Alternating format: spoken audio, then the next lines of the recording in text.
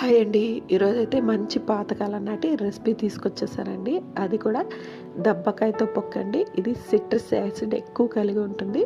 ఇది చాలా immunity booster అండి. దీన్ని చేసుకోవడం చాలా సులభము. చాలా సింపుల్గా చేసేసుకోవచ్చు.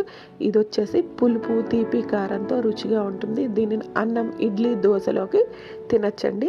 దీనిని కనుక పిల్లలకి పెట్టారనుకోండి ఆకలి పెరుగుతుంది, అరుగుదల వస్తుందండి, ఇమ్యూనిటీని కూడా బూస్ట్ చేస్తుంది. ఈ రెసిపీని పాతకాలం నాటి పద్ధతిలోనే చేస్తున్నానండి. దీనికి ఒక్క చుక్క నూనె అవసరం లేదు. ఇది ఏడాది పాటు నిల్వ ఉంటుందండి. ఈ రెసిపీని కనుక ఇలా ట్రై చేశారనుకోండి చాలా బాగుంటుంది. ఈ రెసిపీ లింక్ వచ్చేసి కింద డిస్క్రిప్షన్లో ఇస్తానండి. ఒక్కసారి అయితే ఇలా ట్రై చేయండి. ఎవరైనా కనుక ఫస్ట్ టైం నా ఛానల్ చూస్తున్నట్టయితే, వీడియోస్ నచ్చినట్టయితే లైక్ చేయండి, షేర్ చేయండి. ఇలాంటి మరిన్ని వీడియోల కోసం తప్పకుండా అయితే సబ్స్క్రైబ్ చేసుకోండి. చూసారు కదండి, పొక్కు అయితే రెడీ అయిపోయింది. Thank you so much for watching.